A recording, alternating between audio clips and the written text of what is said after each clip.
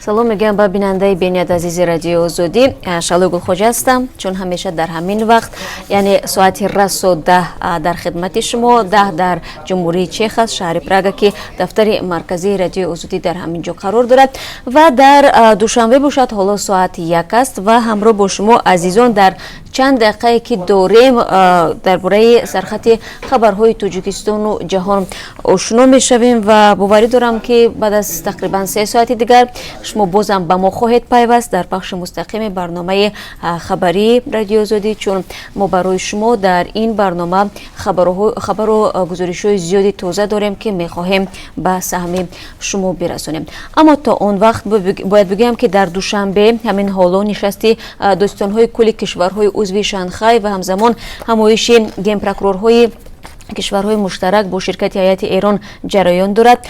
Қабл аз шурӯи нишаст дар қасри Миллати Умалии Раҳмон президенти Тоҷикистон бо додситонҳо мулоқот кард.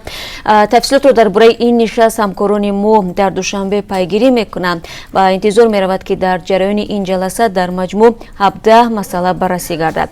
Ҳамроҳ бо шумо хоҳем дид ки чӣ гапҳои тоза дар ин ҳамоиш дар ҷараёни рӯз гуфта мешавад. Биби набираи 3-солаашро зинда ба зинда хок кардааст. Ин ҷинояти ваҳшатнок дар ноҳияи Абдураҳмони Ҷомӣ содир шудааст. масъулини ҷамоати Ифтихор мегӯянд зани 58-сола дар бозпурсиҳои аввалин иқрор шудааст ки набираашро ӯ ба қатл расонд. Нисбати ин зан парвандаи ҷиноятӣ боз шуда ӯ дар ҳабси пешакӣ қарор дорад. Дар барномаи имрӯз хоҳем дид ки сабаби ин бераҳмӣ дар чӣ будааст. Зимнан бояд гуфт ки аз дасти биби ба қатл расидани набира дар Тоҷикистон ҳодисаи камсобиқа аст. Хона хариданд, аммо дар идора зиндагӣ доранд. Даҳҳо сокинони 3 бинои баландошона дар душанбе чанд соли пеш бо нархи қимат хона харида буданд, вале баъдан маълум шудааст ки ин биноҳо истиқоматӣ нестанд ва ҳамчун идора сабт шуданд. ҳоло ба доди ин сокинони фиребхӯрда ҳеҷ мақомоте намерасад ва онҳоро аз як ниҳод ба ниҳоди дигар ба қавли футбол доранд. Яке аз гузоришҳои барномаи имрӯзи хабарӣ ҳамин мавзӯъ аст. 3 талоқ баробар ба амали ҷиноӣ.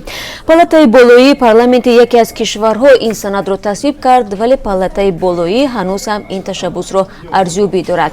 Дар воқеъ заноне ки тавассути 3 талоқ аз оила маҳрум шуданд, маъни ин амали исломиро дастгирӣ мекунанд. Гап сари кадом кишвар меравад, дар барномаи хабарӣ бароятон хоҳем гуфт.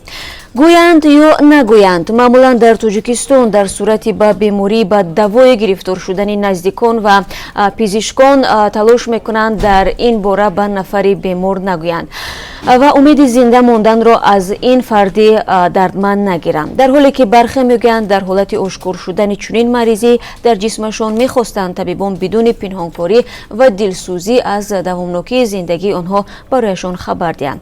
Ба бовари баъзе мусоҳибони радиои озодӣ бояд то ҷое ба ин воқеат омода бошанд ва муҳимтарин корҳояшонро ба анҷом расонанд, то баъди сарашон барои наздикон мушкил эҷод накунанд.